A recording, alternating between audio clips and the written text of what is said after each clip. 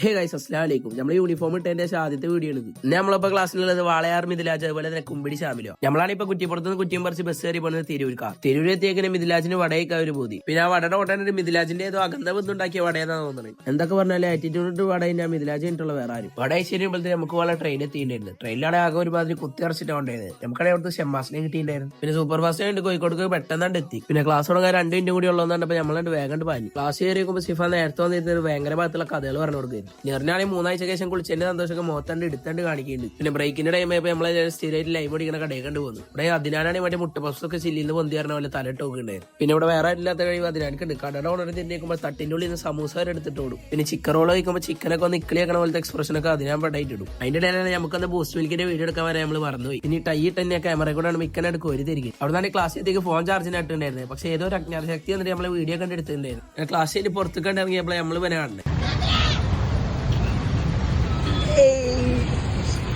ഷാമിലി അമ്മക്ക് വേണ്ടി വെയിറ്റ് ചെയ്തു. ഞാനുള്ളവരാണ്. അവിടുന്നാണ് ഈ ബസ് കയറിയതിന് ശേഷം പിന്നെ ഇറങ്ങണ റെയിൽവേയുടെ അവിടുത്തെ സ്റ്റോപ്പില്ല. റെയിൽവേയുടെ അവിടേക്ക് പോണ വഴി ജ്യൂസും ഷേക്കൊക്കെ 20-25 കിട്ടുന്നുണ്ട്. അപ്പൊ ഇവിടെ കയറിയതാ.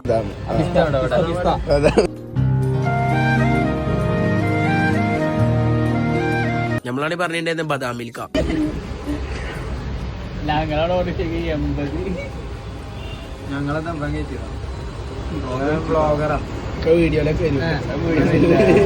വീഡിയോയിലൊക്കെ വരുന്ന മിക്കൊക്കെ എവിടെ ഇല്ലാത്ത സ്റ്റാൻഡേർഡ് കണ്ട് പൊന്തിണ്ട് വന്നു. ജ്യൂസ് അടിച്ച് എനിക്ക് നമ്മളെ റെയിൽവേ സ്റ്റേഷനിൽ കണ്ടുവന്നു. കറക്റ്റ് ടൈമിന് ട്രെയിൻ എത്തിയിട്ടുണ്ടായിരുന്നു. നമ്മൾ ആദ്യം കയറിയ പോകിൽ തീരെ തിരക്കുണ്ടായിരുന്നില്ല. പിന്നെയാണെങ്കിൽ അവിടുന്ന് മിഥിലാജ് വൈബ് വരാന്നിട്ട് ഇറങ്ങിയതാ. ഒരു പോകിൽ കയറാനുള്ള സ്ഥലം കൂടി തന്നില്ല. അപ്പത്തെ ചോരത്തിളപ്പം ഫാമിലി മോണിക്കൊക്കെ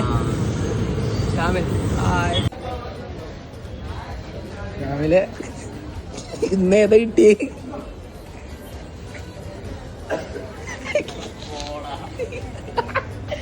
കുട്ടി ഛർദിച്ച്. രാമിലിന്റെ അല്ല,